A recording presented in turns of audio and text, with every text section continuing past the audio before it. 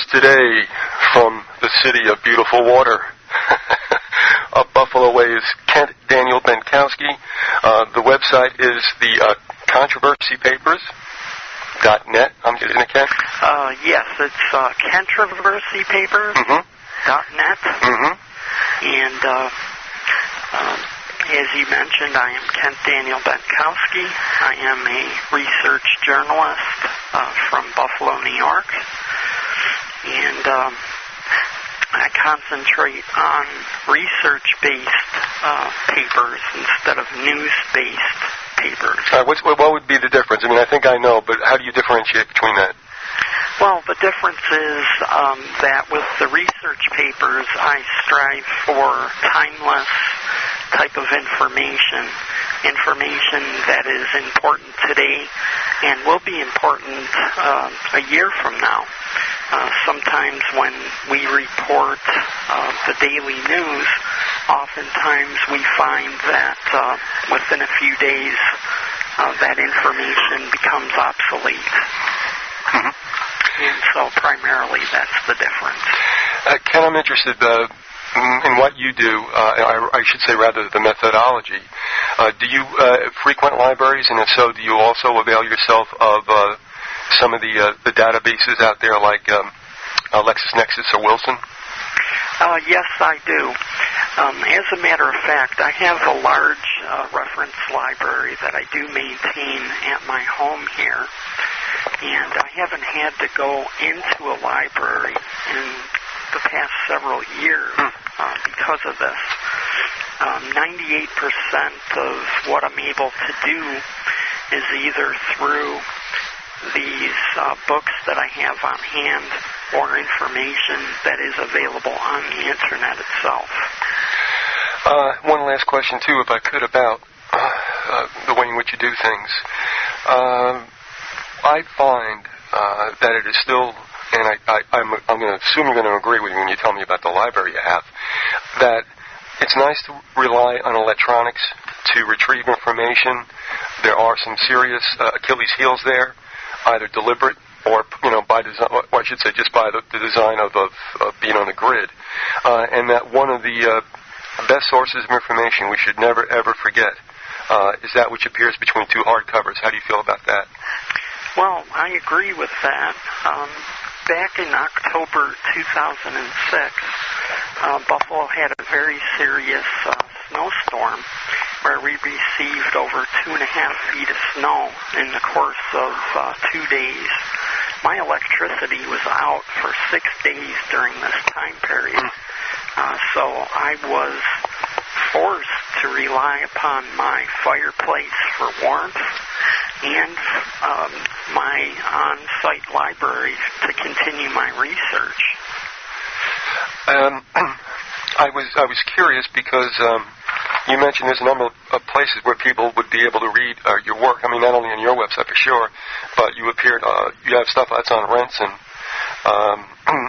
David Icke's new site, Village Voice. But what's really got me interested, and I got to ask you about this, is what common ground did you and Joel Skousen find? Well, actually, that was a paper that I did that was entitled, Will You Survive the Coming Financial Crash? Going back to the 1980s, the early part of the decade, when I got out of high school in 1981, I went to college and I became an investment banker. So as part of my research with the controversy papers, I do concentrate on financial matters. And that is specifically what Joel put on his website. Okay, all right. And again, I'm curious, being an investment banker, we always talk about with the guests when people get it, when the epiphany happens. Were you aware of the banking scam while you were an investment banker? Actually, I was in the process of waking up, and my experience working for the company that I worked for was part of this awakening process. I came into it believing that the markets were a function of supply and demand, And when I left that experience, I left it with the idea and the proof that that was completely untrue. Mm-hmm. Let me ask you this. Do you miss it? No, not at all. All right. What I want to do is, well, I tell you what, we're going to do something specific here today, obviously, and hopefully you'll return next month and we'll go on. But really, with the genesis of the website, the Controversy Papers, what did you have in mind when you began it? And by the way, since life is organic, is it going in the direction that you first had planned, or has it gone somewhere else? That is a very interesting question. Actually, when I started this, I wanted to come public with the information that I had accumulated through having family become part of the Illuminati. I had a female cousin who married a man who is involved with the Bush crime family, as I refer to them, and also the Rothschild family. So I wanted to not continue to maintain my silence because I realized about 3 years ago that if I did that, I would become an accessory after the fact to real crimes that these people were committing. So I started the Controversy Papers with this idea, to go public with the knowledge I had accumulated in the past 25 years. And the direction that this has taken has surprised me in a number of ways. First of all, the matter we're going to discuss today, the Eyes Wide Shut Occult Symbolism report that I published on March 19th, 2006, that report ended up becoming the most popular of all the Controversy Papers, and I have nearly 400 of them up on that website. Well, we're going to talk about that today. One other question before we leave it, though, because we may not visit this today or soon again. When you spoke about the Rothschilds, as far as you know, are they pretty much confined to the continent of Europe? I mean, are there Rothschilds that you know of in the United States that have import? Yes. My personal research has shown that the Rothschilds, much like many other families in these elite bloodlines, change their names as they move from continent to continent. And in the United States, the Rothschild family is known as the Rockefellers. Whoa. Whoa. That's a blockbuster. I haven't heard that before. Yeah, that's, it's quite controversial, but nevertheless, it is true. Well, I always wondered about their origins. I mean, it usually seems, even when you get into exposés, you pick up the story with John D., late 19th century in Cleveland.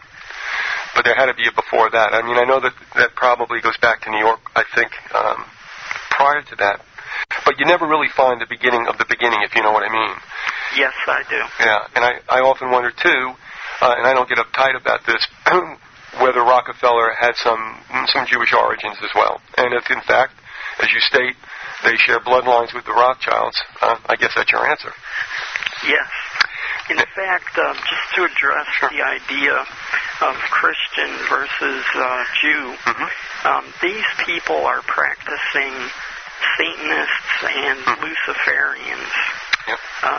So outwardly, they may present themselves as a Christian or a Jewish individual or family, but behind the scenes, the spirituality that these people follow and project is, as I said, satanic and Luciferian in its nature. I'm glad you said that, and we didn't discuss this to agree on before you came on. And so I certainly didn't prompt you, and why would I think I could? But I'm glad you said that of your own volition, because people getting hung up in it's this group, it's that group, it's this group, this is the group, that's the group. And what I'm telling people is, like, lose all that, because what you're getting caught up in is the left hand wiggling and the right hand wiggling, and you don't see who the hands belong to. Would you agree with that statement? Yes, absolutely. People are trapped into this left-right paradigm, or this dualism paradigm, where they are hung up, as you just said, on issues of this or that, us or them. And basically, this does not wash in terms of the bigger picture here. These people may present themselves as this Christian or Jewish religion, but the fact of the matter is that they do this on purpose to confuse the public and to misdirect them and to push them into directions where answers are never discovered. Well, that's the best questions to ask, the ones that can never be answered. Yes, and that's another thing that I try to focus on in my writing, are the issues that most other people do not want to touch or talk about. Well, I understand why the topic of Eyes Wide Shut should be, let's call it, popular. You know that when something is prurient and sexually charged in nature, you're going to get a good deal of attention. But there's something beyond that in this situation. That was only a trapping of what really is much more nefarious and I would say evil, and that is the body of individuals, and you're going to tell us whether that's just in the United States or whether it's global, who are so powerful and rightfully so probably know that they're above the law. And I think, as Joseph Conrad tried to tell us in Heart of Darkness, that when that happens, it's usually that humankind only does one thing, and that is to get involved in debauchery. So, one, is this Eyes Wide Shut a manifestation of the way that these elites entertain themselves, if you will? And even though we saw this supposedly in the United States, this isn't just confined to us, is it? Yeah, that is true. This is a global situation.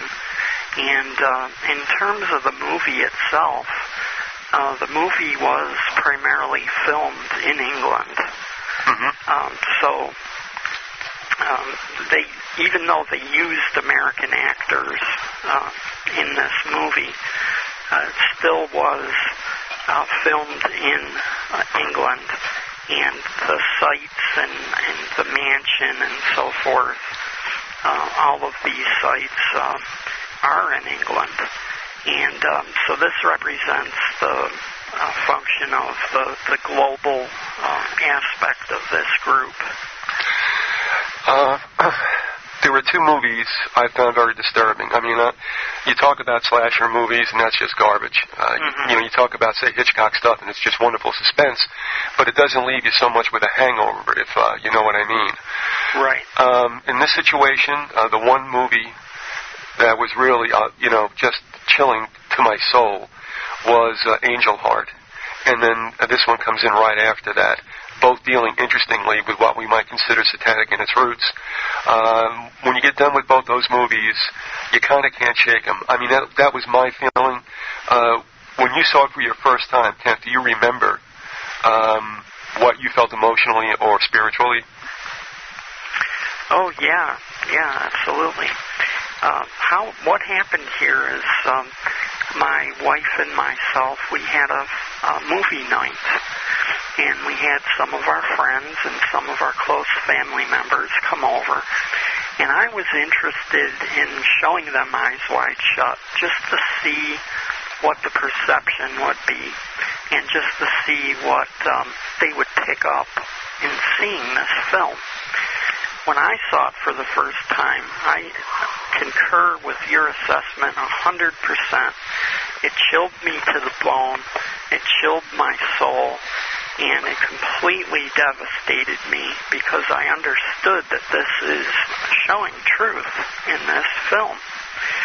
And when I showed this on this particular movie night, no one in the room except for me understood what was going on. So after the film, I kind of gave a little bit of a talk, and I outlined some of the themes of the movie. And my friends and family members were just completely surprised and shocked at how much had been embedded into this movie. And it truly is a treasure trove of occult symbolism. Well, do you want to start taking off some of the elements that are there, which you have revealed in your article, and then the folks can read that.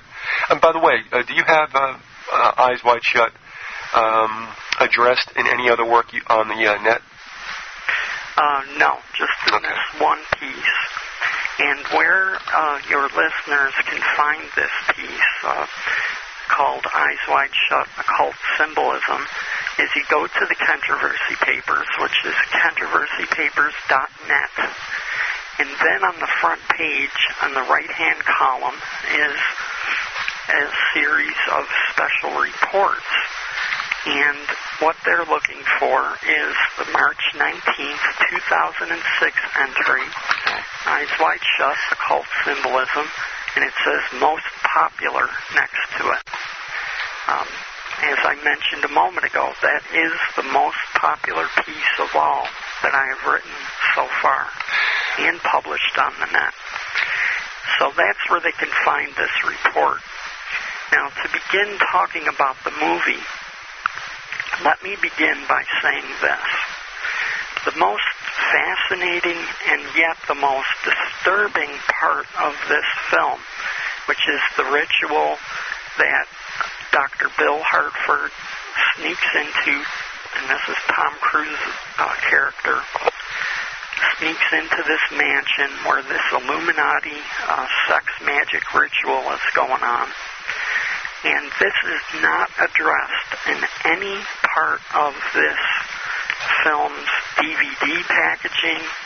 It wasn't a part of any of the interviews that were given by Stanley Kubrick before the film was finished, or by Tom Cruise and Nicole Kidman, the two stars of the movie, after it was finished.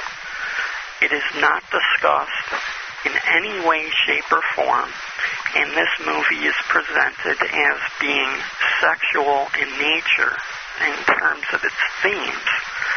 However, when you look at the underlying symbolism, what we find is that this sex issue is merely window dressing, if you will, for the larger issues beneath, which are the occult symbolism aspects of the film. For example, at the beginning of the film, we find that there is a Christmas party that is being held. And in my report, I have actual screenshots from the DVD so that all of this is depicted. What happens in this Christmas party is that they have pentagrams hanging on the wall for Christmas decorations, and there is a drug overdose that takes place in a bathroom upstairs. This is going to come into play later in the film and is actually foreshadowing. We also see the character that Nicole Kidman plays is oftentimes shown in front of mirrors in this movie, in her bedroom, in her changing room, and so forth. Now, the interesting thing about this is that the character in the film is named Alice Hartford, and Alice Hartford is an allusion or an allegory related to the Alice in Wonderland books. The Alice in Wonderland stories, also known as the Alice Through the Looking Glass. And the looking glass is a mirror, you see. Also, in this Christmas party, there is a very unusual Christmas wreath that is hanging on the wall. And it actually is a series of 3 separate occult symbols that are put together to create this wreath. We have the as above, so below, and also something called the Vyzygoth Pisces symbol, which is a intersection of 2 circles. And you can see these symbols in this report as well. Hold on right there if I could. Now, I'm not sure that people are watching this, and I would think that it would be good to do so, and perhaps they're trying to hit it right now. So while that might be happening, I do want to bring you back because I think I understand what you meant when you said you have the above and the below, and that's also at times known as the Baphomet pentagram, is it not? How does that fit in? Yeah, how that fits into things is that they believe, these Satanists and Luciferians, they believe that the man should be a mirror of the universe, and the universe should be a mirror of the man. So, once again, we have the mirror symbolism going on. And you said the Vyzygoth Pisces, right? All right. What does that also take the shape of? Okay. You mean the fish, or? This is a shape that is formed by 2 intersecting circles, and if you turn it on its side, you get the shape of a fish. All right. So that we also will recognize as what adorns some cars whose drivers are supposedly Christian. Would that be correct? Yes, that's correct. And so, that symbol is an ideogram, which represents the vagina of the goddess, or the vessel from which all human life emanates. Now, before you go any further, this is really interesting. Have you gone through Albert Pike's Morals and Dogma? Yes, I have. All right. There's that one page. I think it's 282, and you can read that online. Does the use of that Vyzygoth Pisces, is that another kind of, shall you say, sardonic wink and an elbow amongst the Luciferians that, guess what, these Christians are going to use these symbols. For instance, Pike in 1878 writes the book and has the graphics in there, which include the Star of David. And Protestants would be very well aware of this, as well as Catholics, that long stem P, whose shaft is bifurcated with the occult X. You see it all over church bulletins and such. So what I'm asking you, Kent, was this another case of perhaps Christians absorbing what actually was occult in nature? Yes, absolutely. Absolutely. In fact, as we go through some of the symbols that are associated with Christianity, we do find that there is this transfer that takes place where these seemingly innocent or seemingly innocuous type of symbols are presented, and the people who use them have no idea that they originate from pagan or satanic or Luciferian doctrine. Yeah, it would seem to us, I mean, here's a good example also, not to dwell too much on this, but the whole idea about, for instance, Christmas. We were always told, well, they moved the holiday from when Christ's birth was actually, when it actually occurred. We moved it next to one of the pagan holidays, the winter solstice, to make the pagans feel a little more comfortable about coming over to the Christian side, when in essence it was the other way around, wasn't it? Yeah, that's correct. So, I mean, here's another example of I don't mean to be crass about this, but it's like, once again, folks, the joke is on us. Mm-hmm. Okay. Yeah, you're absolutely right. What they do is they put these symbols into the world, and they charge them magically by using magical ritual and magical incantations and so forth to issue forth these symbols into the world. And they believe that this empowers them further and allows them to not only continue to maintain their power, but as we go through the years, actually that they accumulate more and more power based on this concept. You had mentioned there were 3 symbols, and I don't know if I caught the third one. Can you just enumerate them again? Okay, as I said, it was the number 1, the as above. Right. Number 2, the as below. Okay. And number 3, the Vyzygoth Pisces. I got you. Above and below being different. Okay. Mm-hmm. All right. And if you put the as above and the so below together, you get the Star of David. and that's right. That's where that comes from. And at this point, folks, if you want to ask questions of Kent, please do so. Using Hotmail, it's Vyzygoth@hotmail.com, and if you're going to use an IM service, then it's MSN, and it's Vyzygoth. I want to talk about the website, but before we do that, I don't know if I've been unconsciously ignorant or derelict in not bringing up what we're really talking about. And this I did ask you yesterday. When we talk about this, it may be a brotherhood. I think it's also a religion. And if you had told me about this 10 years ago, I would have said you were a lunatic because of my dealings with some of the porch initiates. But really what we're talking about is the network, the global network of high-degree Freemasonry, is it not?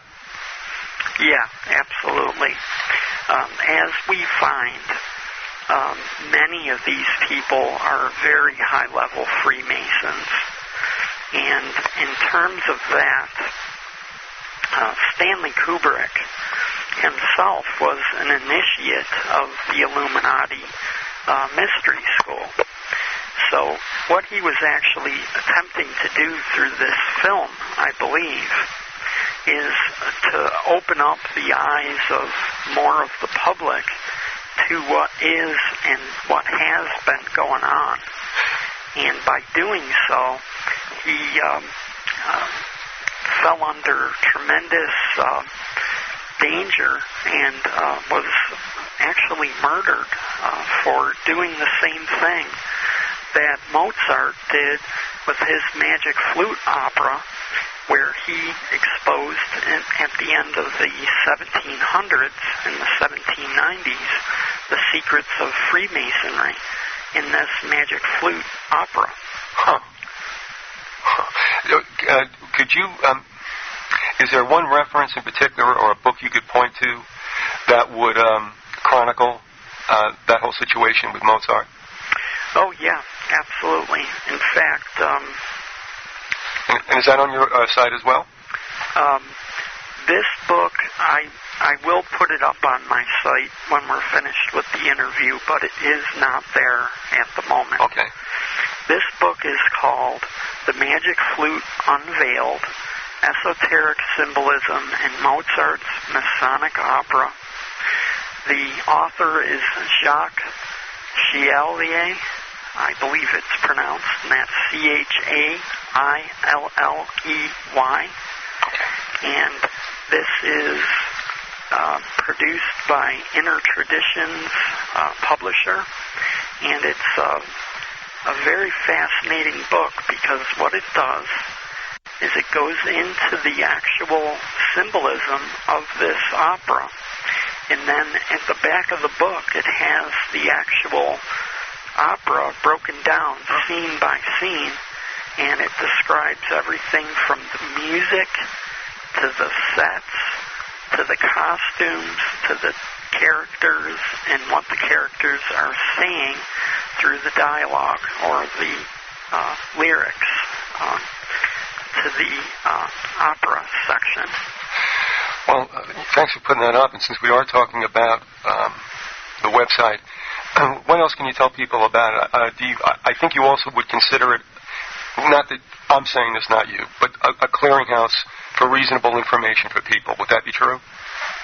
I try to do that, and I hope that this website is looked upon in that way, because I take a tremendous amount of care in doing the research that I do. I've been looking into these things for 27 years now, so I'm not just some Johnny-come-lately who decided to throw up a website and proclaim myself an expert in these matters. This is based on personal experience. This is based on almost 3 decades of research experience and a tremendous amount of books that are in my private library go into all of this writing that I do. So what I hope is that when people come to the controversy papers, that they understand that what they're looking at is the product of many, many years of knowledge, learning, and awakening. When did you get it? Well, actually it was on May 5th, 1980, was the day of my awakening. And at that time, I was working as an assistant librarian in our local county library system here in Buffalo, New York. Oh, man after my own heart. And I requested the wrong book from the main library, got myself into a ton of trouble for doing that. And I said at this point, something's going on here. Why are they so upset that I requested a book on the Trilateral Commission? Oh, no. And I'm talking about Holly Sklar's book called Trilateralism. So I requested this book from the main branch. I was working in one of the outlying branches.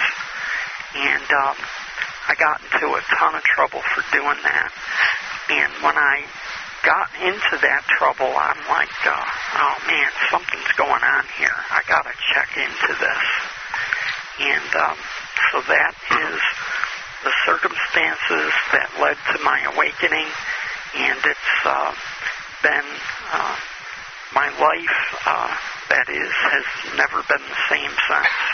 That's what everybody says. But it's for the better, honestly. And yeah, I would much rather be educated and knowledgeable about what's happening in the world instead of sitting here in blissful ignorance, watching my TV every night and believing that every politician is honest and every rich person is a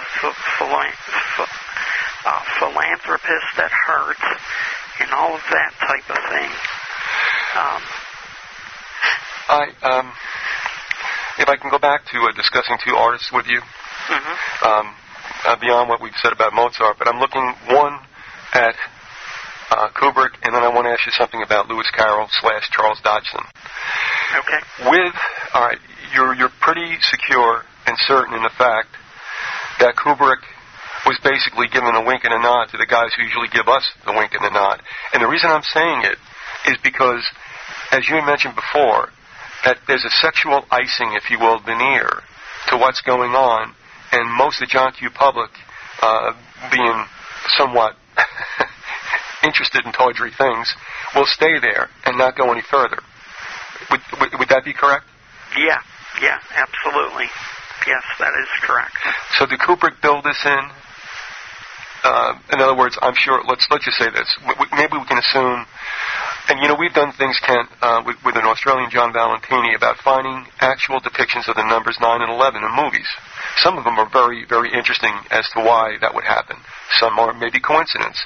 Not everybody has to understand it's being done. Just one person can do it. I mean, this doesn't have to be a widely known conspiracy. And if we can figure out perhaps for take for granted that Cruise and Kidman didn't know about it,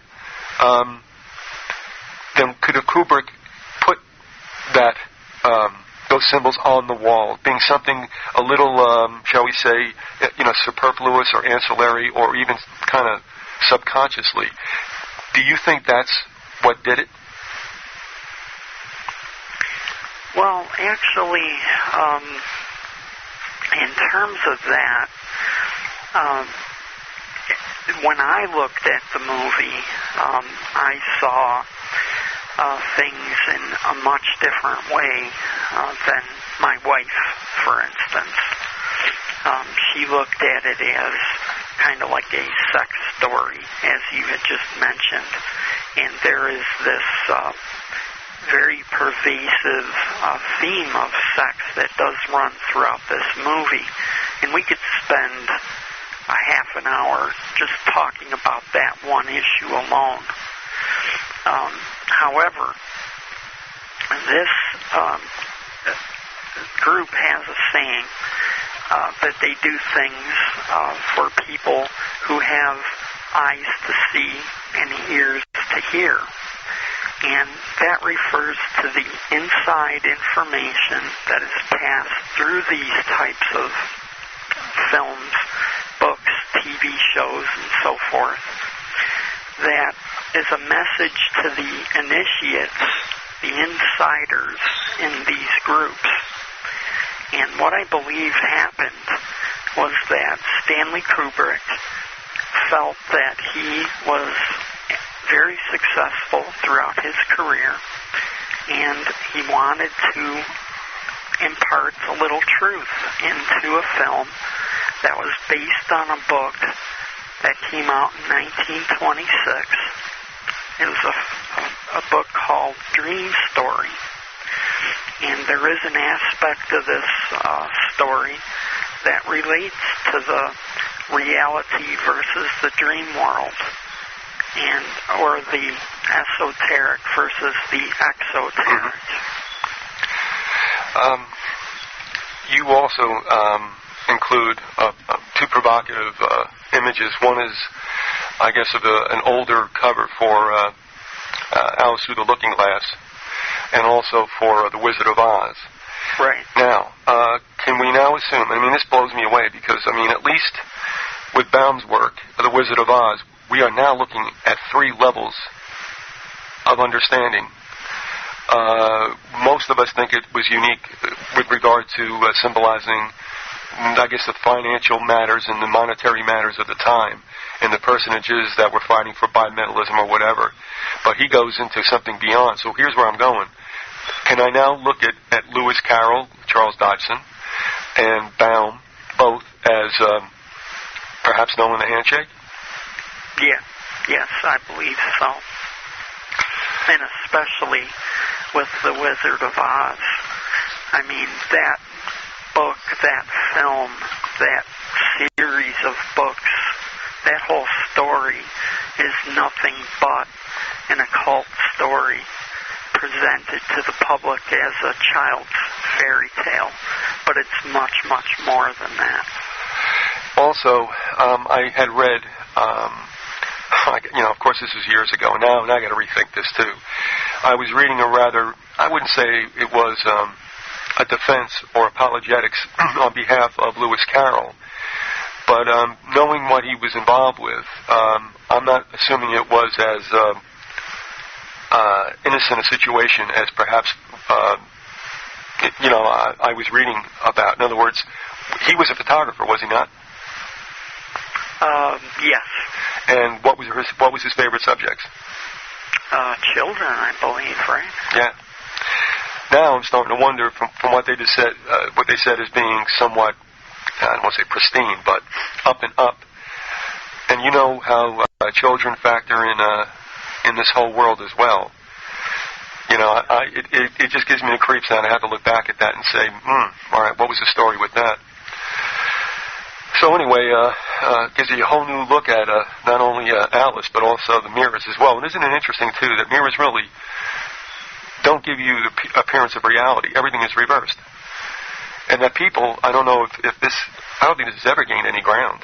But there, I think, I've read at least one inventor who created a mirror that would give you an absolute, accurate representation of how you would look to someone else.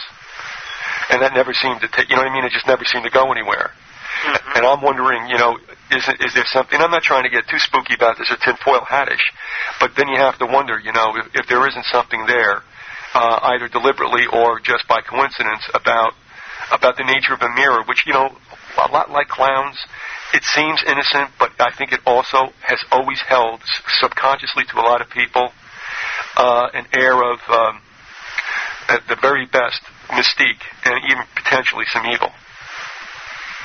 Yeah, definitely.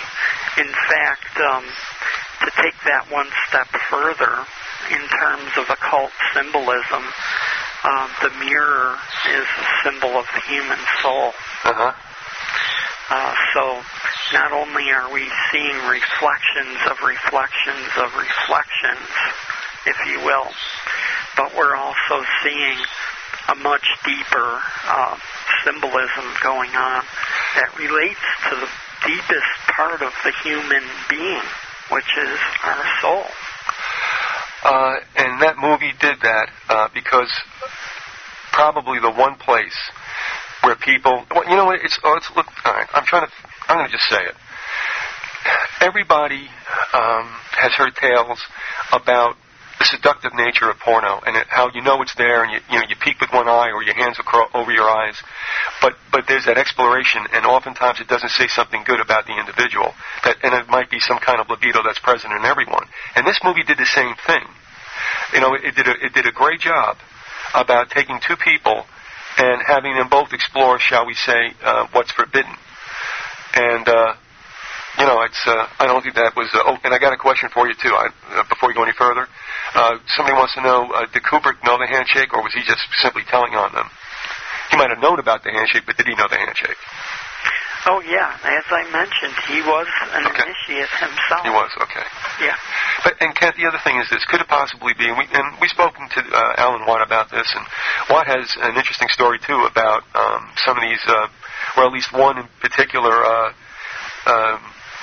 Shall we say, ball that the Freemasons were throwing. And when he was describing me about the outfits, he was not there, but he had seen the people getting ready to go, and something was said to him, and I said, Alan, it's eyes wide shut, and he said, exactly. So could it be, though, that when we talk about the porch initiates, if you will, the porch members, that it may go beyond 3 degrees, it may go to 32 or 33, and then beyond that is really where it gets bizarre. Yeah, that is true. In fact, going back to Morals and Dogma again, It says right in that book that the purpose of the porch Blue Lodge Masonry is, the purpose of that is to reflect incorrect interpretation to these people of what all of this symbolism truly is. And I found something else interesting about this too, is that approximately 97% of all Freemasons are trapped into those bottom 3 degrees. And you get a guy who holds the Master Mason degree, and he's like on top of the world. I'm a master, I'm the highest there is. And yet there's like 100 degrees above this guy that he will never see. In fact, when you get to the 33rd degree, you've only finished one of several of these structures, which do go into the low 100s in terms of how many degrees there are. And then there are the many different schools that you can go to. The Scottish Rite, the York Rite, the Rite of Memphis and Mizraim, which is Egyptian Freemasonry, and it just goes on and on and on. I had a couple of interesting discussions with an individual who was a restaurateur who told me he was a 33-degree Scottish Rite Freemason. And we started talking, in fact, what I was saying about, we were talking about how, things do go bump in the night, and how there is an elite cabal who for generations have always orchestrated global events. And that's how we got around to this, and he thought I meant that Freemasonry was nefarious, and I said, well, what happens if there is, degrees beyond what anybody knows about? And he says, well, that's when he told me I'm a 33rd degree. And I said, have you read Morals and Dogma? He said, no. I said, have you read any of Manly P. Hall's work? He said, no. And he said, but I got something for you. And when he came back with another day or two later, where he had 2 volumes of Mackey's Encyclopedia, which I'd already seen. Mm-hmm. And I said, but you've never read Pike and you've never read Hall. And he said, no. And then I started thinking, well, even if he does know that it goes beyond, well, he's not going to tell me the truth. So it was almost a kind of a pointless discussion after that point. And he kept saying to me, they do a lot of good work, the Shriners. I'm going, yeah, I understand that. But what happens if there's something beyond? And that's where it kind of, the common ground ended, and I never really went back again. So, yeah, you find that all over the internet, too, on these various Freemasonry sites, where they'll have frequently asked questions. Is Freemasonry satanic? Is Freemasonry controlling the events of the world and so forth? And they deny this because my belief is that the people writing the answers to these questions on these websites are not part of that inner crowd, so to speak. And once you do become part of that inner grouping, and I'm talking about the degrees way above the 33rd, you find that there are secrecy oaths that make the lower degree oath look like, tame in comparison. Yeah. I also... They will murder you if you reveal the secrets, and it has happened. Are you referring to an incident that took place near where you live? Yes, I am. I'm talking about William Morgan in town of Batavia, New York. I'm also talking about Stanley Kubrick. Mozart we touched on. Mozart was a murder? Yes. He was poisoned. Okay. Okay. And it didn't have anything to do with Salieri and all that business from the movie Amadeus. That is the for public consumption version of events, not the true story. I'm going to have on later in the month an individual who runs the site Black Racer, Raiser, and on there you will see he does a lot with the ties between Germany and Islam and Germany and Freemasonry. There is, I think, on that side a very interesting picture of some Egyptians. I believe Sadat might be in there, definitely Nasser. But I'm bringing this up because I want to know, and I believe that Alexandria was the hub for that at that time. But somebody's asked a question, and it says, is Egyptian Freemasonry close in the higher degrees to the ancient religions of Egypt? That is, I guess, Ra. Yes, that is correct. And also, I think we're realizing too that Mystery Babylon religion and Egyptian sun god worship, of course, are very, very similar, and from that we see, obviously, it going on to this day. And we've talked with other guests, Kent, and if you want to speak this by all means, about even the symbols that are supposed to be so Republican as far as freedom and such in America, and they're all send-ups from occult images, including the woman who's got her armpit sticking up in New York Bay. Columbia. What is that? So, anyway, you would agree that that was the case. And have you ever come across anything, and this might get outside your purview, but where there's any kind of speciality, shall we say, about any Freemasonry that does exist, obviously in Egypt, because of all the mojo with the Sphinx and such, the pyramids? Well, actually, the Egyptian Mystery School happens to be one of my very high interests. And the reason being is that it's just so fascinating that, for example, they could have technology 5, 10, 15, 20,000 years ago that could build these pyramids that we barely have the technology to do today. And how did that come into being? And the whole belief system, and once you start looking into this, you find that these people were dealing with harmonics and magnetism and other principles of science. Can we assume levitation too? Can we assume that? Levitation, absolutely. And all of this went into these initiation temples. That's what the pyramids are. Mm-hmm. They're not burial tombs. In fact, in none of these pyramids did they ever find anything representing gods that were supposedly buried there. I'm talking about the three main pyramids on the Giza Plateau.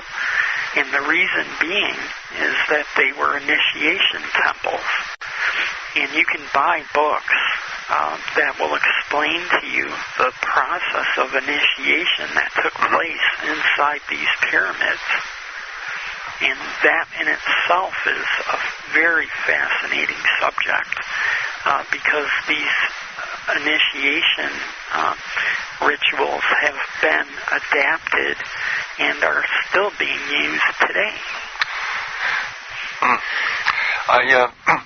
I know we backed you up to about 7 minutes left, and so if there was someplace you wanted to at least go to or cover before this hour ends for us, I'm going to throw it over to you and make sure that happens. Okay. Well, I appreciate that. In terms of the movie Eyes Wide Shut, we'll go back to that again. What we find in this movie is that even though it's represented as being a sexual type of film in terms of the way it's advertised and so forth, there are other issues going on in this movie, and these issues are mind control. For example, we have a lot of symbolism related to the rainbow that takes place in this film. And the rainbow is an occult symbol that is used to represent the bridge between the living and the dead. So we have a rainbow costume shop, and the shop underneath that is in the film called Under the Rainbow. So these issues of mind control are evoked. In fact, at the Christmas party at the beginning of the film, Dr. Harford is asked if he would like to see where the rainbow ends. And he replies, that depends on where that is, he says.